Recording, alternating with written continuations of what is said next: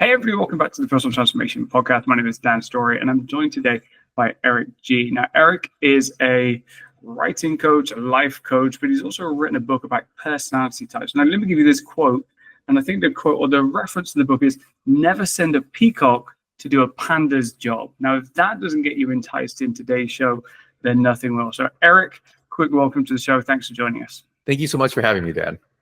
So you're based over on the West Coast. I'm over here now on the East Coast of the US, and we were literally just talking about hip hop and rap and different cultures and kind of the different styles. There's plenty going on in the news. So maybe some of those will drop in. And if people have listened to the show, they'll know I'm a huge 90s hip hop and R&B fan. So if we can drop in a few lines throughout, just as little kind of Easter eggs, then we'll do that for listeners. I think you said you've got a couple of references in your book as well, right? Yeah, I mentioned randomly, even though it's not in the 90s, it's a little earlier than that, but I'll mention like Grandmaster Caz.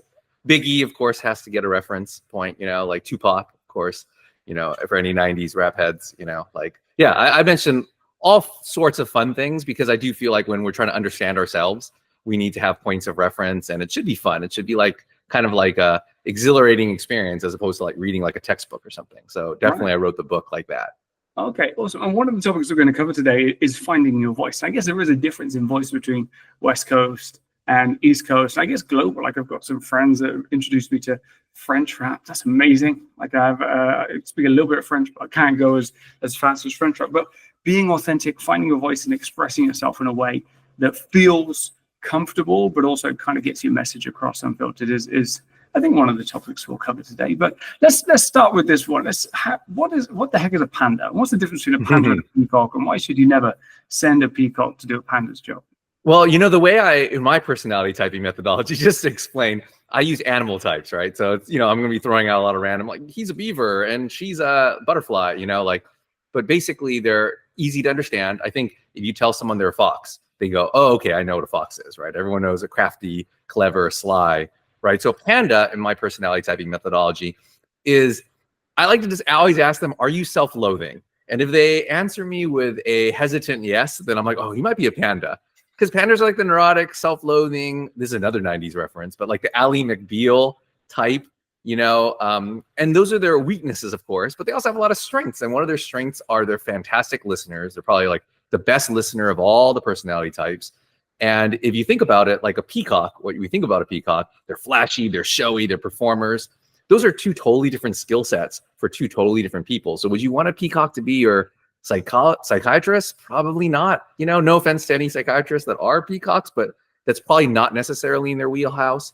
But would you want a panda up there, doing a burlesque show? That might also be pretty difficult for them. So, it's going to get them out of their comfort level. So, right. Yeah. I could just imagine a peacock as a psychologist. Like, so Eric, tell me about your problems. But before you do, let me tell you about all of mine. And sorry, we're out of time and all I've done is spoken about me. So that would be hilarious. Yeah. So one of the things that I find with, and I love, actually I was on a conversation today with a friend of mine, and he was like, oh, I don't believe in all these personality tests. And it's whether you believe it or not. I don't think you have to kind of put all your eggs into the basket and take it as complete gospel. Like I've done a few of these tests, and they're about 90%, 95% accurate, and they give you a really good indication of what your strengths are and your tendencies are, and highlight a few maybe of the blockages. But what do you find? Why do you use personality testing and personality types? How do you feel it helps people succeed, be productive, do whatever it is they need to do? Maybe it's just my personality type, but I'm also not a huge fan of certainty, right? So I don't feel like, we're this, and then you're stuck in that, and this is your category, and you got to follow all these prescriptions based on that. I know a lot of other books, they have this test, and you take the test, and then the whole book is filled with prescriptive measures. I actually wrote the book to kind of teach people to be the test, right? So it's actually teaching you kind of the methodology so you fully understand it. So at the very least, you understand, oh, okay, and I'm this animal type, but I have these certain nuances because obviously the culture that I grew up in, like the people I was around, my own life experiences have a lot to do with who I am as well. And if you combine your personality type with those life experience, that's kind of what makes you the totality of who you are, right? And I think in general, people are so focused on wanting, no, tell me what I am so I can know what I want to do. And it's like, well, no, like it's actually, life is harder than that. I can tell you kind of like what you're probably going to value. And there are going to be people in life that share your values. And then there are going to be people in life that don't prioritize those. And I think that's important to know so that we're not constantly arguing with people and assuming that the person across from us values the same things as we do. And then I think once we figure that out, then we can start learning more about ourselves and the growth arc that we're meant to be on. How prescriptive are these things? So, and in your opinion, so I remember my very first personality test was a Myers-Briggs, and I did this in kind of early 2000s. I won't say anything more than that. And I remember thinking at the time, you can't put me in a box. There's no way you can put me in a box. I'm a unique, special creature. And I did this test, and it's like, there's me in a box. I was like, oh, I didn't realize how, when people ascribe to, or they kind of say, right, that's me, that's who I am. How much of it is, now I behave in accordance with it, and how much is still flexible? So how much can I escape my kind of, you're talking about history, there's obviously some element of programming in there, so socializing and kind of genetic. How much scope is there to operate within a space, but also push beyond it? I like to think of it like, you want to find your anchor first. So a lot of the people that I work with and I coach, it's really important to find who they are first and not tell them, oh no, like you can grow out of it or not change, but like really like try to focus on other priorities, because a lot of them are so used to hearing like different values than theirs, and then they feel forced to assimilate, right? Mm-hmm. And I think in general, I think we have certain values, but those values don't necessarily dictate what we do, right? Like you can have, the example I always give is you can have tons of different writers. Like people can write. That doesn't make you who you are. Like we can all agree that Hemingway was probably a different person than Tolstoy, and they were he was a different person than Jane Austen. Like they're all writing for different reasons based on their value set. And I think that's cool because it tells us that we have a certain personality type, but you can do whatever you want. It's just that whatever you choose to do is probably going to be dictated by that personality type, right? Like if you like excitement, if you're a personality type that values that, you can get excitement in a lot of different ways. And that's how you make your life choices, really. Yeah. Because the one thing I find is, it's either one of those things. The reason people take tests is to, like you say, get some certainty on who am I? Why am I acting the way I do? Or to understand why they can't shift. And like you're saying here is the more you understand yourself, and maybe we're going to lean into writing a little bit now as well, is the more you understand yourself, the more you I guess, accept who you are, how you've been brought up, how you've been kind of programmed, however that is, the more comfortable you can be. And I guess in writing, you have to find your voice and express yourself. So is that how you use it? You tend to use kind of the typing to allow people to become more comfortable? Yeah, like especially I work with a lot of younger students. Generally, my students start around 11 or 10, which is, of course, that time when, basically the beginning of adolescence, where we're really trying to figure ourselves out, and we're told, oh, what you like sucks, by your fellow classmates. And really, it's me trying to help them grow into that. And the writing portion is generally what I'm hired for, because I think most people can accept this is like an academic thing. My kids need to learn how to write, but they tend to focus on grammar quite a bit and like the way you are supposed to write. And I'm putting that in air quotes. Yeah. And I think what I found was one of the difficulties that a lot of people have, and not just kids, adults too, is they don't have an idea of their own voice, right? How should I express myself? And also, is the way I'm expressing myself okay? They always like say, oh, that's how I talk, but I don't want to write how I talk. I'm going to write like a more scholarly way, And I'm like, what does scholarly even mean? I had a student tell me that. She's like, I want to sound more scholarly. I'm like, when's the last time you read a scholarly paper for fun? When's the last time you bought one? Right? Yeah. Like unless you're in that profession, I'm like, scholars don't necessarily, most of them don't know how to write. They know the information really well, but how they express that might not necessarily be the best way for the reader, right? So I'm always like, no, find what's interesting to you, be honest about it, and express that. And I think people are going to like it. And that's how I teach writing, really. What gets in people's way? Is this I've been writing, I remember my first blog post was November 2007. So it's been 17 years, a couple books, a lot of posts, a lot of deleting my entire website and starting again because I hated everything that I'd ever written. So I've been kind of through a few evolutions, I guess, in my style. But in your experience, what is it that is the kind of the main blockage between people who want to write and something clicks and they actually find their unique way of expressing themselves? I think it's just knowing yourself. And I think that's a hang up for all of us in every single aspect of life, right? It's like, who are you? Do you have confidence in that? And then that we don't have to be certain about it either. It's like that sense of discovery, right? And as you discover more about yourself, then you'll evolve. And I think with writing, it's the same thing. It's okay to evolve and grow into a better version of yourself. And it's okay for your writing style to change a little bit. But it's a totally different thing to say, oh no, this writing style sucks. I got to write like this person, or I got to write like this person, you know? And I think when you see people, like, let's just take like Quentin Tarantino, for example. Like, he was so good because from the way beginning, from his very first script that they produced, Reservoir Dogs, you know, okay, this is his style, this is how he writes, this is his voice. And I think if you watch a Tarantino film now, you see it, and you can see that he's improved and he's like added certain things, but it's very, very clearly still that same writer of Reservoir Dogs, right?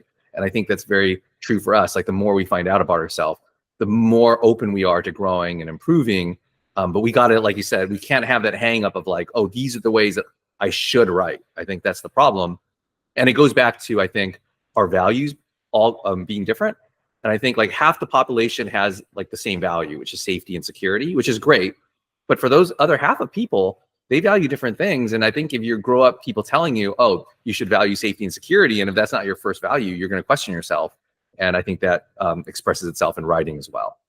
I remember being back at school, and I had this conversation recently, is that we grow up, we're taught to pass tests, we're taught to write and speak, whether it's scholarly or not, but in a way that gets you approval from the teacher, and things along those lines. I can remember literally going into English exam at 16 with the essay already written.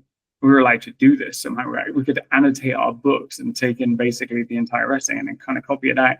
But somebody had taught us to write that way, and there's an appropriate way of introducing a topic and then referencing a piece of the content of the literature that we're kind of reviewing and things along those lines. And yeah, I've written for my thesis, for my master's, yeah, I've written in scholarly way, and I find it really difficult to write like that. It's an entire different language. How, like, are there different ways? How would you get someone to explore different voices? Is there, what are some of the tips that you give people if people are thinking, I don't know if I'm being authentic? Is there different tips or techniques or exercises or something you work with people to say, right, try this or do this kind of stuff? With my students, it's a lot in the terms of the oral communication, right? Like, I think naturally we speak. I always tell them, write how you talk, right? And then they're like, oh, but I forgot what I said. I'm like, yeah, that's true, because they'll tell me this story. They're like, oh, like how was school? And then they'll be like, wow, my teacher sucks. And then they'll give me this whole really interesting, honest story about why they hate this specific teacher. It comes from the heart, right? Like, negative feelings are much easier for us to connect with at an earlier age. So I tend to focus on the negative. I know that sounds terrible, but it's just so much easier to connect with. And they have this great story. I'm like, yeah, just write exactly how you just told me that. Just write that. And then once you write that down, then we can kind of like sharpen it a little bit. But for the most part, just write with that voice. And then the problem becomes, like, when they go to sit down to write, they're trying to think, how should I sound? And I'm like, no, you should sound how you actually sound when you speak. So just write down exactly what you said. Because I think that's the hang up that kids have, or I think people have. I think we have this idea that we should write a certain way, like you were saying, because we've been told through the education system, this is the way that is the proper way to write. When, not to get too like into the weeds, but I think it's just because sometimes people have to justify us paying for that college education, right? They're like, oh, you paid for it, so you got to know this terminology and know this annotation. It's almost like the ivory tower mentality, where it's like, this is like valuable stuff and we're keeping it over here. When in fact, like, when you think of the greatest writers, in history, like most of their writing did not come from like getting a master's or an MFA in creative writing. Like, Mark Twain learned just working on a steamboat, right? And just listening to people and talking to people, and how do they sound? How did he sound? What was clever about what they said? And, he just started developing his voice that way. I think we'll find that with most writers.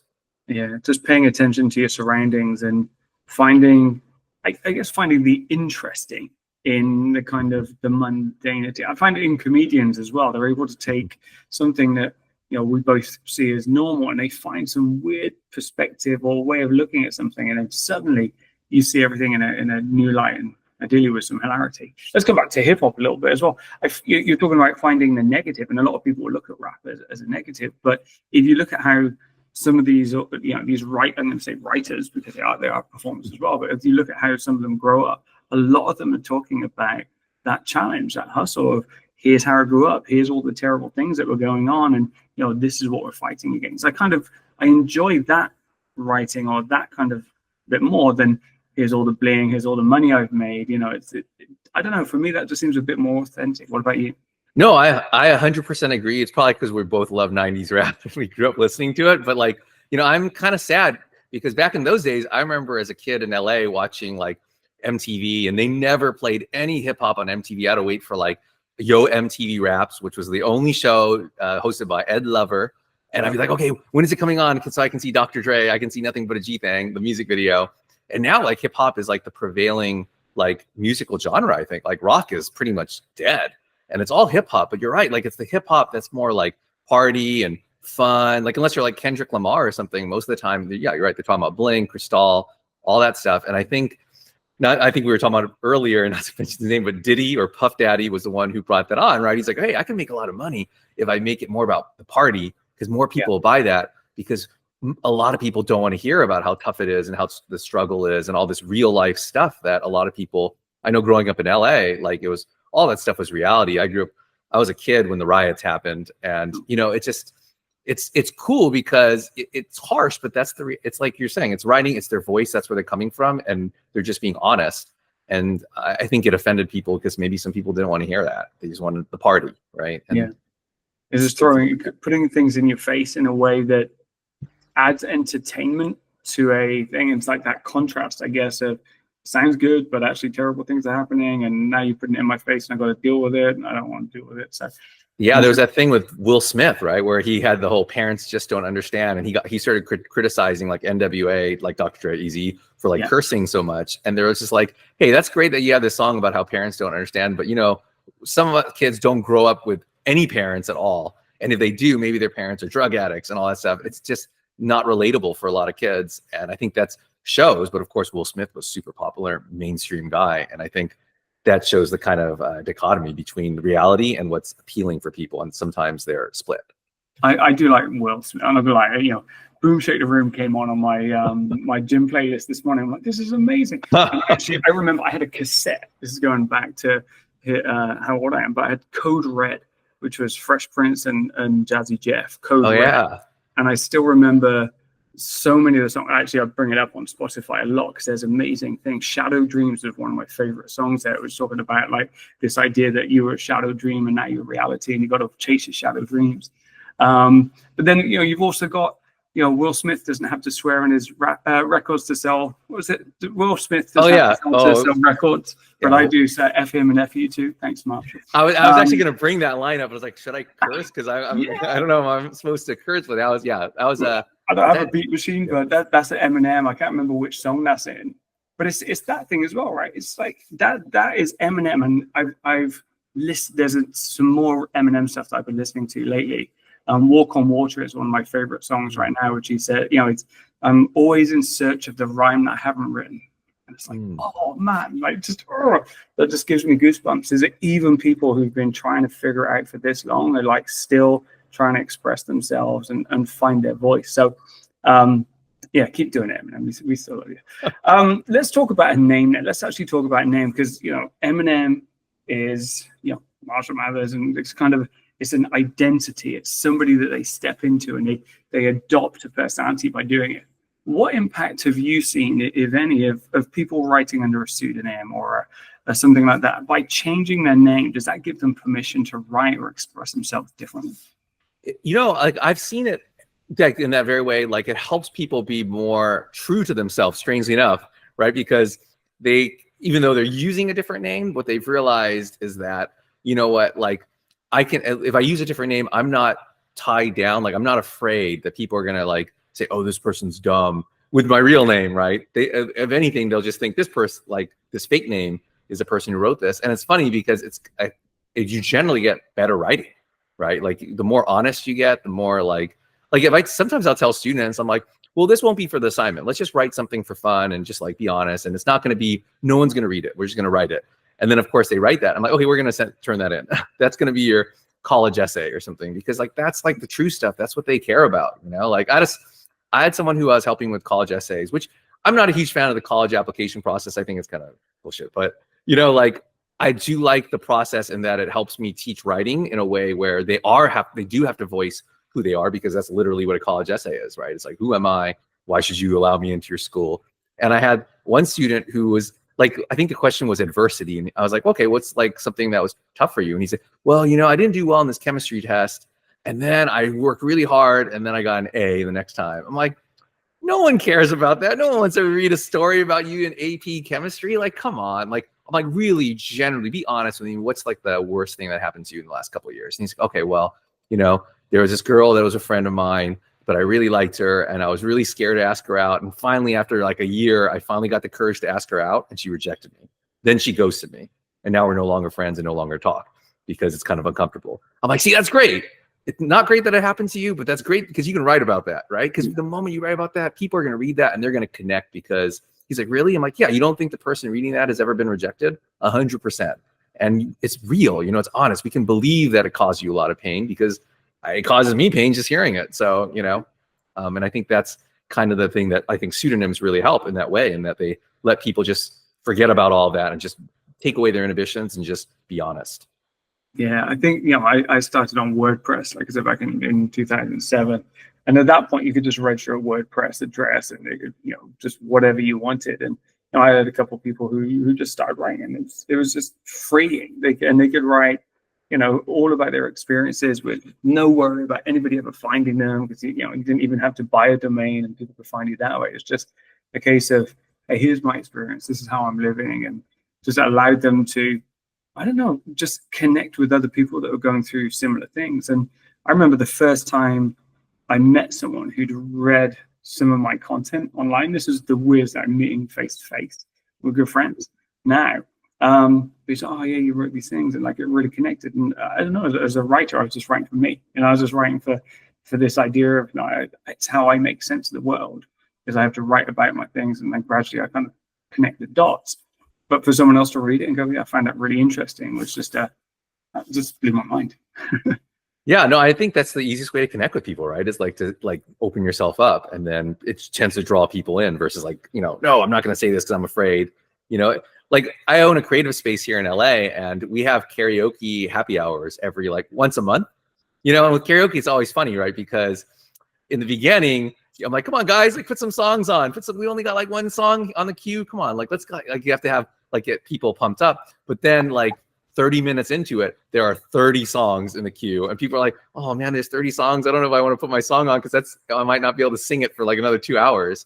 Because I think once that first person or second person opens up and really like sings their heart out, like I think generally people get like more of a connection, right? And they're like, okay, yeah, you know what, they're opening up, I'm going to open up, and this is all fun. And look, no one's going to like get a record contract or record deal, right? It's not about that. It's about like having fun and having connection with people and opening up.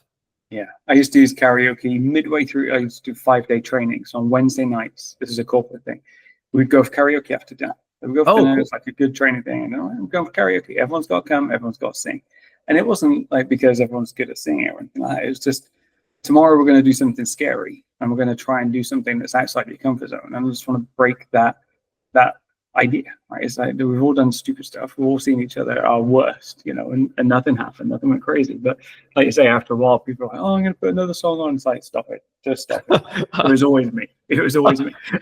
what's your like go-to song, karaoke song? You're like, okay, I want to impress people. Not impress people, but like I want to like show sung it yet, but this is the one I really would like to sing is Mr. Jones by Counting Crows. Because the one I sing, I used to have a car back in Europe before we moved, and that would be the one that if I was driving along, like I love, again, come back to hip hop and R&B, as I can put some bars together and kind of represent that way.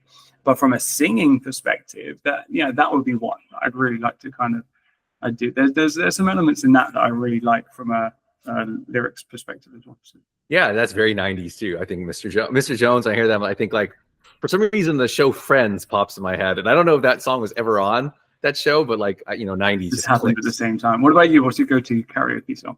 I don't know. I say that, and I do karaoke quite a bit because we have these happy hours. I'm always trying to like do different things. I will say on the hip hop angle, because I'll do like something that's like a ballad, and then I'll do, which I sing poorly, and then I'll do a hip hop song. Like what did I do recently? I did Little John's Get Low, because I will say that hip hop is hard because you can't listen to the melody, right? Like the melody's not going to help you. Like you really need to know the song. And for some reason, I have a great memory at knowing the pitch at what people, the rapper says it. So like Little John's that's just, you have to go all out. You're just a hype man. But I did do Bone Thugs and Harmony, another night. This is a Crossroads. No, I did Thuggish Ruggish Bone. Oh, I did wow. Thuggish Ruggish Bone, which is really quick and like the pacing is really different. But since I know the song, I heard it so much as a kid that that's probably I'd probably do that one. That's like my favorite one to do. There is a video evidence of me doing Get Low with the Little John and the Yin Yang Twins with a friend of mine from university. He's now an amazing football head coach. I think he coaches for the Great Britain American football team. He's a phenomenal guy, but two of us on stage. Let's just say there was a special relationship with that song. So that's hilarious. Let's come back to the creative space. So I've just moved to New York, and I am now, while I figure stuff out and kind of we're in this interim phase, I am leaning into my author identity. So I wrote a book this year called Personal Transformation Blueprint. Cool. And the follow-up to that one is this, just starting, but it's called Unstuck, or working title. And this idea that psychology gets us stuck, and we have behavioral elements, and we've evolved to really kind of allow the status quo to take hold, and kind of that's the half of the battle, right? Is getting unstuck. But it's not about the book, it's about other authors. And so I have a network of people from a sales perspective that I've been doing for a long time. I have a network of people that I do in the fitness community and a kind of bodybuilding space. I don't really know any other authors. And so one thing I've been looking into is writer circles and writer groups. And, you've obviously got a creative space that brings people together. I used to work in co-working. What do you think the benefit is to connecting people or bringing people together? Because writing is simply me sitting on my laptop and tapping away. So why do authors need creative spaces, and what's the benefits? I think it's, someone had told me once that it's like going to the gym, and obviously far better than I would from that workout community, right? Like it's kind of tough sometimes to work out by yourself, right? But you go to the gym, and as long as you're not that person leering at people at the gym, for the most part, like people like, oh, I guess I got to like do stuff because there are other people doing stuff. I can't just sit here, right, on this machine. So I think it's a lot like writing. It pushes us, right? Like if you're around people and you feel that energy and people are working and kind of like you hear the clicks on the laptop, I think it just gets us to do it. That's like why people go to coffee shops as well. We're kind of like a coffee shop, but I think the difference is that we actually break out into groups and talk to each other. We have feedback groups. So there's a lot more support, I think, on like a communal level. Obviously we have karaoke happy hour for people to have fun, and I think that's why it's important to be around people to like really feed off their creative energy, because writing is difficult. And, like it's a long process, as to write a book. And I think sometimes we're like, oh my God, like I can never write a book. It's like whatever, 70,000 words. But, if it's something consistent that you do every day, you do 500 words every day, you're going to have that book done in like less than half a year. So, that I think having community motivates people to do that. Once again, it's kind of like getting in shape, right? Like you're not going to get in shape. If you're overweight or whatever, you're not going to do it in like one day. Like it's going to be over the course of time. So you need that motivation. So going to the gym helps, right?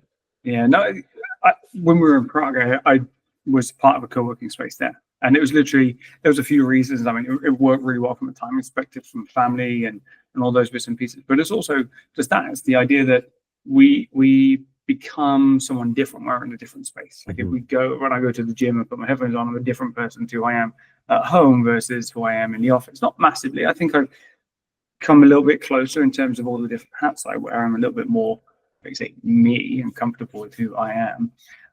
But kind of going into those spaces, I find it definitely helps. So yeah, I'm gonna pinch some advice there. So yeah, like I said, I'm starting on the book. Now, if I'm in sales, I know what my performance metrics are, right? It's activity, it's meetings, close rates, it's conversion rates. As a gym goer, I know I need to lift weight, cadence, slow and controlled. I need to eat certain amount of calories and certain amount of protein. I'm still a rookie in the writing space, even though I kind of pushed 2 books out. It was not a pretty controlled aspect. If it was me in the gym, I'd be flinging weights all over the place and hoping they landed in place. So just imagine that from a typing perspective. What are some of the things that I should be thinking about if I am interested in writing and I'm, finding my voice and kind of putting together a book, what are some of the things that I can focus on to know that I'm making progress? Well, definitely, I think having manageable goals, I think every day, right? So like if you make a daily goal to write 200 words, let's say, and obviously something, don't say like 10,000 words, like something you can do, and like setting aside a certain amount of time every day for that. I guess once again, it's like the workout like mentality, right? Like this is the time that I'm going to work out. So that way you can totally focus on it. You're not like, you don't have any other distractions, which is also why having a space is great, right? Because you have to fully commit to it, because you fully commit for that 1 hour, 2 hours to write 500 words or whatever it is, you're going to get that done. And then that's an accomplishment already. So you've hit your goal. 500 words, it's kind of like doing like whatever, 4 sets or something. Like, okay, this is good. Do I need to write more? I could if I want to. I'm feeling motivated, go ahead and do it, right? But if not, I'm good for the day. But then as long as you make sure to come back the next day and do it over and over and over and over again, and you do it once again, like if you just keep that consistency, you'll have a book finished, in no time, and it'll be like a great through line, so that's the best advice. He's definitely one of the ones. And that's something that I've definitely learned through bodybuilding as well, is that, I can have the best workout one day, but if I don't go for 3 days, like that's not going to make any difference. And it's just consistently doing it. I also know that some days I have a good workout, some days I have not such a good workout. How important is quality of writing versus quantity of writing? Yeah, it's hard because it's hard to gauge what's good, right? Like I have that difficulty, sometimes, I've gone to so many feedback groups. My background, my academic background was in screenwriting. So, that's basically just workshops and stuff where people are just telling you how crappy your writing is, which is great. That's how you get better, right? Like, but, so for me, it's hard to determine what's good. So I'm just like, no, write stuff down, just get your stuff out. Like what they call it, a vomit draft, just vomit out all your ideas out, because you never know the good stuff and the bad stuff. Like, and then just be open for feedback. If like you have like people that you trust to say, hey, I really like this section, I didn't particularly like this section, then I think they always say writing is rewriting, right? And I think that's where a lot of the work gets done. I think the best quote I heard about writing was from the movie Finding Forrester. I think Sean Connery's character says that. He says, the first draft you write with your heart, the second draft you write with your head. And I think when we write with our heart, just put it all out there, whatever you're feeling, do it. Don't worry if it's good or not, because your second draft is going to be where like, is this good? I don't know. And that's when you have to do the thinking part. Yeah, and there's that Hemingway quote, which the first draft of anything is shit. Right, exactly. Yeah. This is something that took me a long time to kind of get. So I'm, historically, and I still to this day, I'm not gonna lie, it's still there, but I'm quite a perfectionist. So I'll write and I'll read it, and then I'm like, nah, I don't like it, and delete, and then I'll end up with a blank page after half an hour, 2 hours, an entire day or something else. Just it's real. How do we get over that? And some people call it writer's block, some people call it perfectionist. Have you got any kind of tips and advice on just how to get going? Well, especially the deleting part, if you just keep deleting, I would just say never delete anything at all that you write. Even like punctuation mistakes that like, I forgot a comma, because we're typing pretty quickly. Don't even think about that kind of stuff, because like I think once you get out of your mind that once you write it, it's got to stay there, because obviously you can go back and edit it, but I think it'll help you like just hurdle yourself into the actual ideas and write what you want to say. Like that's what I'm always telling my students, right? Like speak on the page, because you can always cut out a sentence. And I think what they start realizing, because a lot of kids are like, oh my God, I have to write 3 pages. Oh my God. It's like, it just sounds a lot to them, right? And I'm like, dude, how often do you talk? You can definitely speak 3 pages worth of stuff in like a couple minutes, because you're doing it right now with me in the session, like I always say, like, you're doing it, so if you were just to write down everything you said, you would already have 3 pages worth of stuff. So, and then I just tell them to do that and then edit the second time, not the first time. What was some of the best advice from editing perspective? You said, writing kind of workshops and stuff, and you put your stuff in there and you read it out and people are like, it's terrible.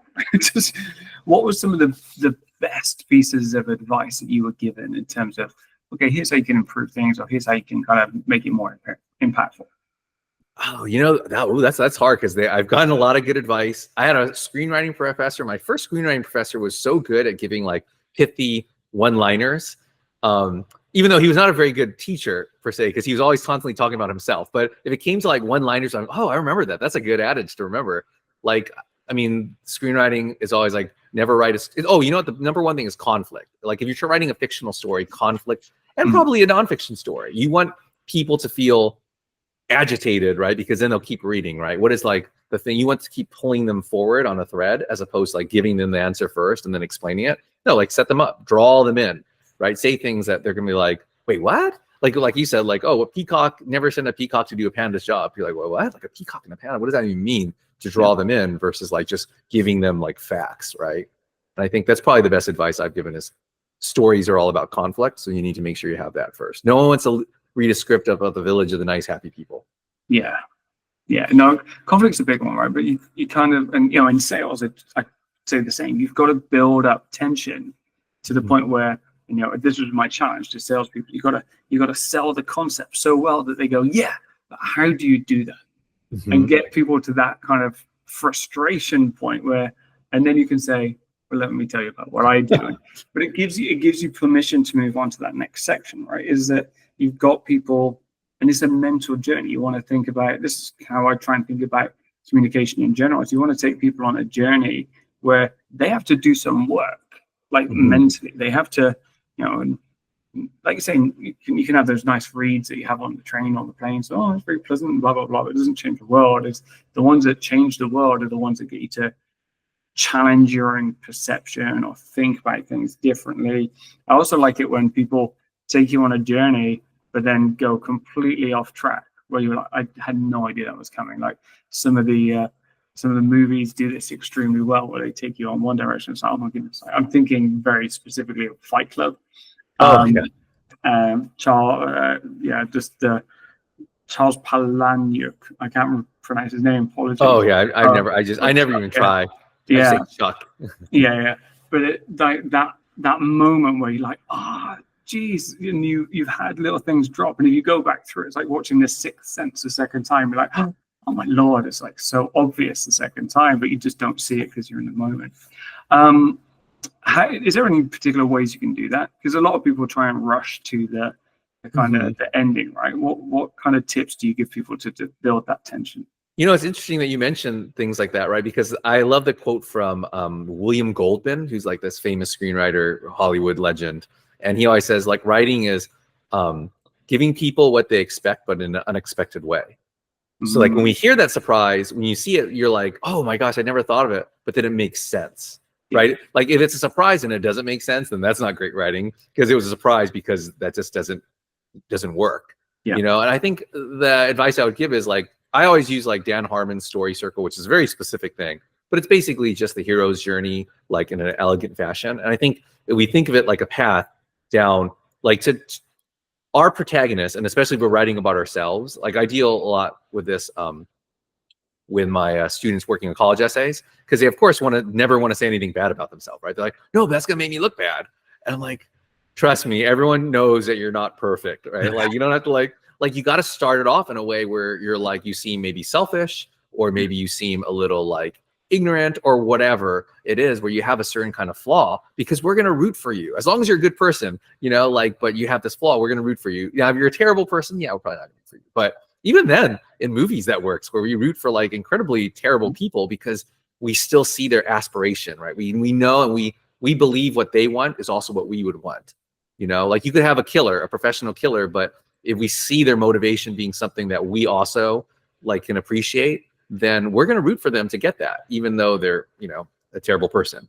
And I'm always telling people, like, don't be afraid to make your protagonist, even if it's you, have room for growth, because the audience is going to want to root for that growth, and they're going to want to see that growth, which is going to make them want to keep reading. It's like you say, it's conflict. It's inner conflict. And I'm thinking of things like, you know, like Leon or something, where he's a hitman, but he's also got a red kid. It's like, it's so funny. That was the movie that was in my mind. Oh, like, no, we're both '90s kids, right? So like that was 100% the movie I was thinking of. And even the ending, I remember hearing my dad say that when, you know, spoiler alert, when he dies at the end, right? Like I remember, as a kid, I was like, oh man, like that made me bummed me out, right? Because of all because he was really a good person. And my dad was like, yeah, but you know what? Like as terms of a story, he did do a lot of terrible things. So this was like his redemption. Like he died saving her, and that's how he heals all those terrible things that he did. But he kind of has to die because, you know, he's done a lot of bad things.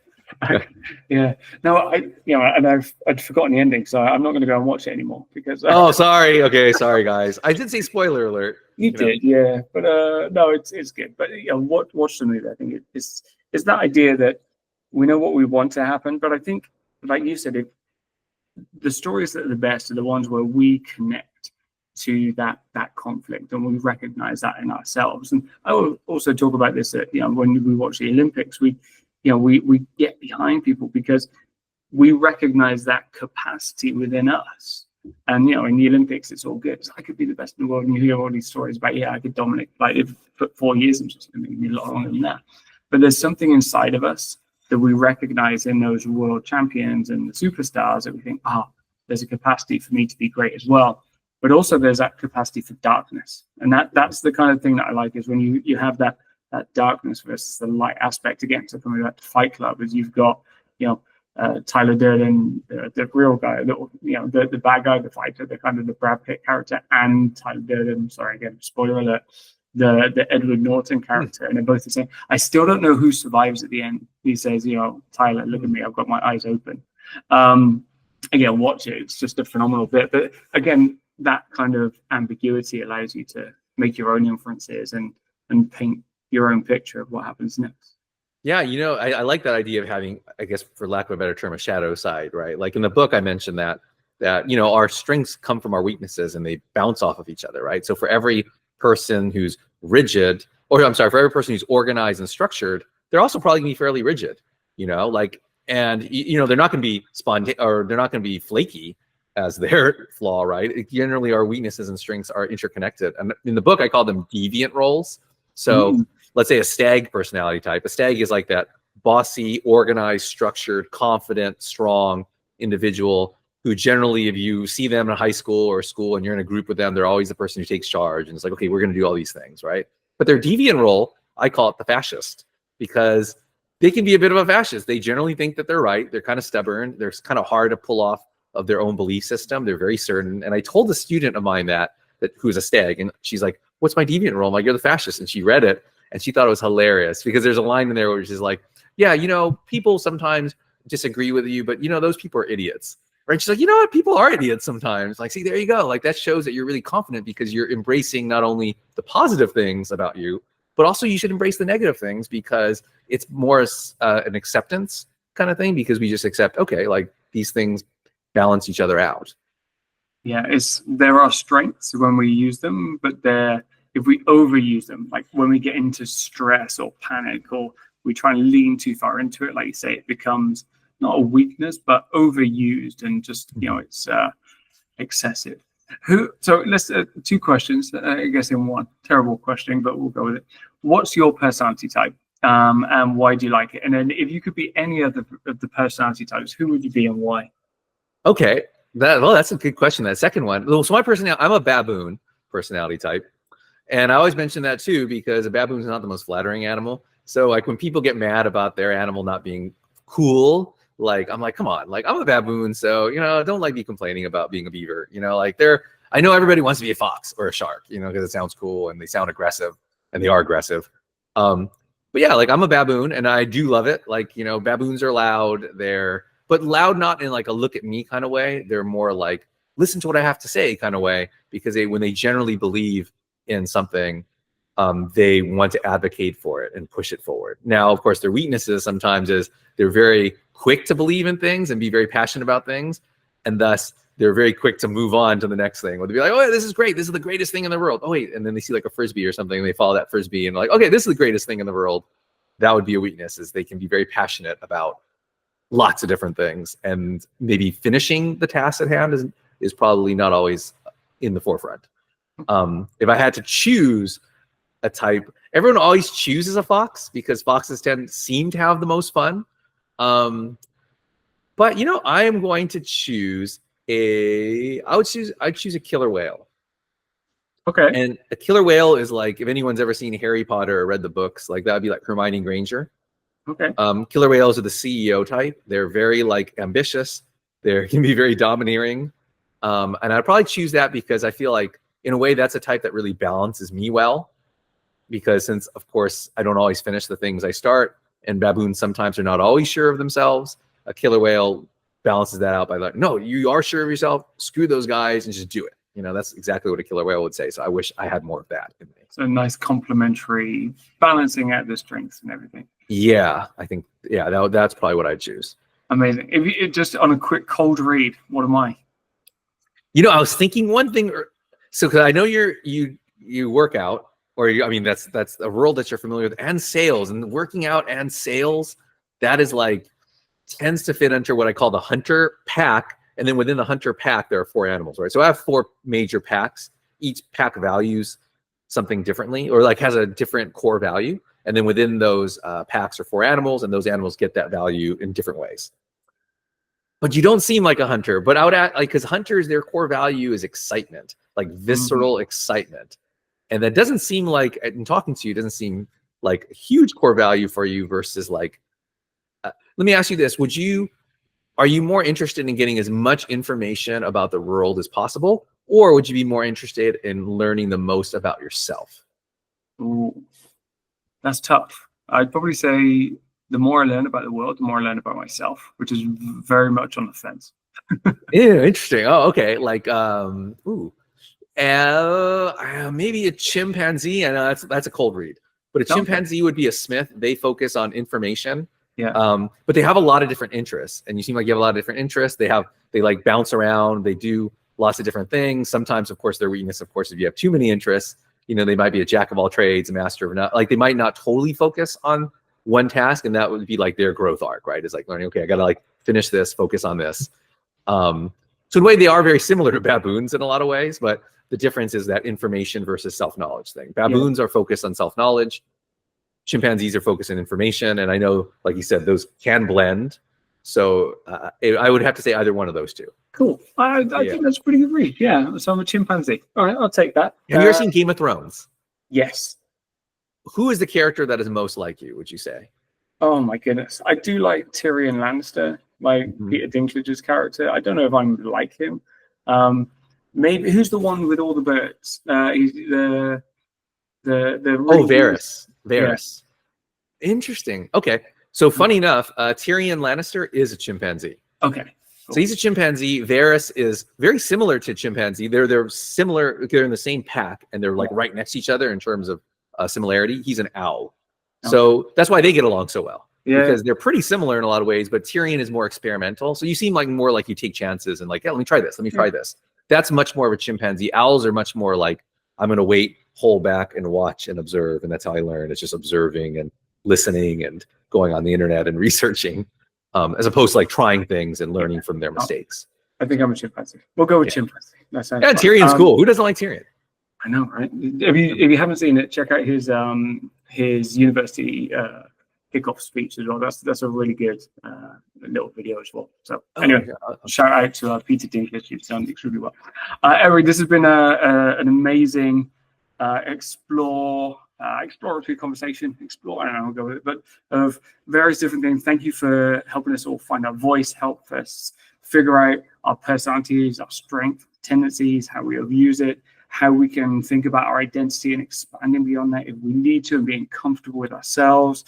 Great references to some hip hop lyrics in there as well. So that was awesome. And I think we'll definitely have to do a karaoke session the next time I'm in LA. Do it.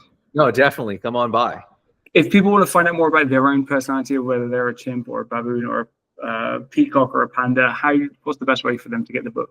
Well, you know, so the book, you can Amazon or anywhere you buy books. If you want like a really quick test, you can go to utopiaproject.com. That's YOU, like YouTube, utopiaproject.com. Of course, I always put the disclaimer, it's just a test, and they tend to be cookie cutter. I like my test, but I always recommend buying the book because that'll really teach you to become the test.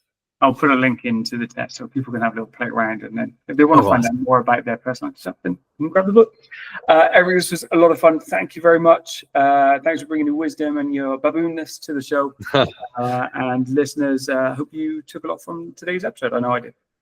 Thanks so much for having me. It was a lot of fun, Dan.